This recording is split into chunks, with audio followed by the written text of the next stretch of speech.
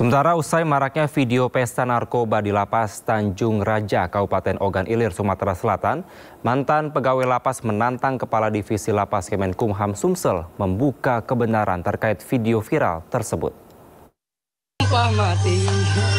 Sumpah mati, aku.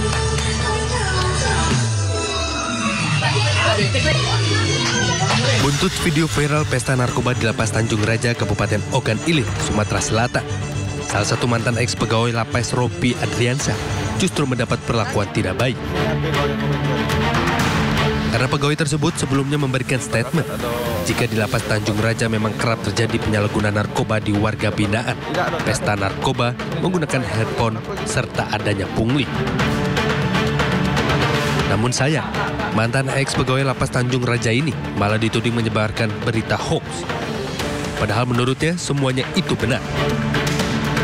Justru dirinya yang dituding pemakaian narkoba dan positif oleh Kadif Lapas Kemenkumham Sumsel saat memberikan statement kepada media. Bantu saya bang, tegakkan keadilan bang. Para lawyers, para aliansi, bantu saya. Saya ingin menegakkan kebenaran. Kenapa yang dibahas? Saya yang bermasalah. Bahas saja kenapa video itu bisa ada. Handphone bisa ada, sabu bisa ada. Semua milik punya Bapak Presiden Prabowo Subianto. Bantu saya, Pak.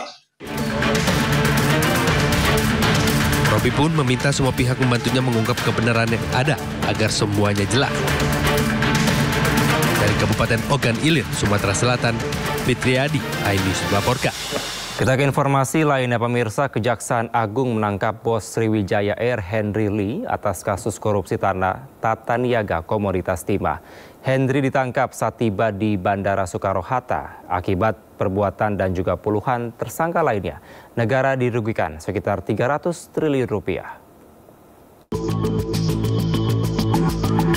Kejaksaan Agung mengungkapkan peran tersangka Henry Lee dalam kasus dugaan korupsi pengelolaan tata niaga komoditas timah di wilayah IUP PT Timah Tbk pada tahun 2015 hingga 2022. Direktur Penyidikan Jampitsus Kejagung Abdul Kohar mengungkapkan, Henry Lee selaku beneficiary owner PT Tinindo Internusa atau PT TIN berperan aktif melakukan kerjasama penyewaan peralatan processing peleburan timah antara PT Timah Tbk dengan PT TIN.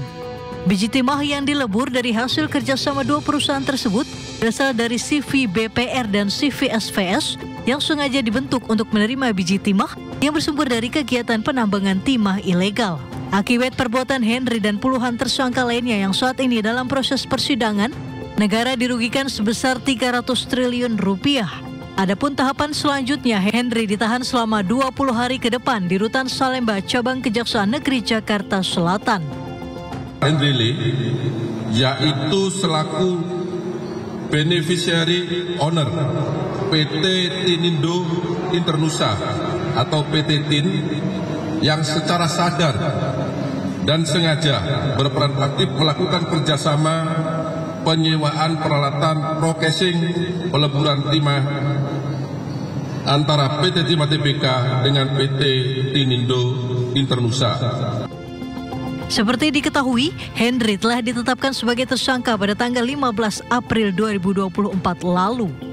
Selang 7 bulan kemudian, tepatnya pada hari Senin 18 November, Henry berhasil ditangkap oleh penyidik di Bandara Suta, Tangerang ketika kembali dari Singapura.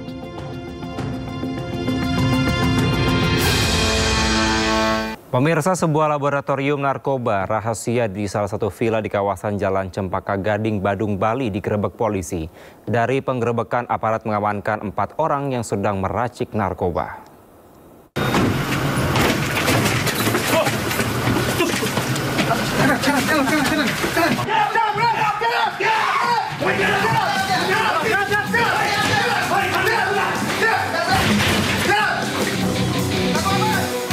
Subdit 3 Dit Tindak Pidana Narkoba Barreskrim Mabes Polri menggerebek laboratorium rahasia atau clandestine laboratory di salah satu villa di kawasan Jalan Cempaka Gading, Desa Ugasan-Ugasan, Kuta Selatan, Badung, Bali.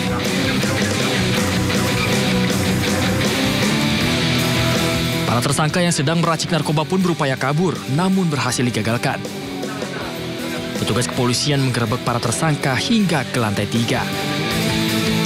penggerebekan di tempat ini, di mana pada saat dilakukan penggerebekan kita bisa melakukan penangkapan terhadap 4 orang pelaku yang kesemuanya adalah pekerja yang sedang melaksanakan proses pembuatan narkoba. 4 orang yang diamankan itu semua warga negara Indonesia berinisial MR, RR, N, dan inisial DA. Peran mereka adalah sebagai peracik dan pengemas atau yang kita sebut sebagai koki. Selain itu kita juga masih ada 4 orang lagi yang kita berikan status DPO sedang kita cari, yaitu inisial DOM sebagai pengendalinya, kemudian RMD sebagai peracik dan pengemas yang sudah sempat kabur sebelum kita grebek. Kemudian ada inisial IC sebagai perekrut karyawan dan MAN sebagai penyewa villa. Penggerebekan dilakukan usai pengembangan dari penangkapan di daerah istimewa Yogyakarta pada September lalu. Dari penggerebekan ini, polisi berhasil mengamankan barang bukti berupa bahan narkotika padat dan cair, narkoba siap edar, hingga sejumlah alat pembuat narkoba yang didatangkan dari sejumlah negara. Dari Badung, Bali, Bagus Alit, iNews melaporkan.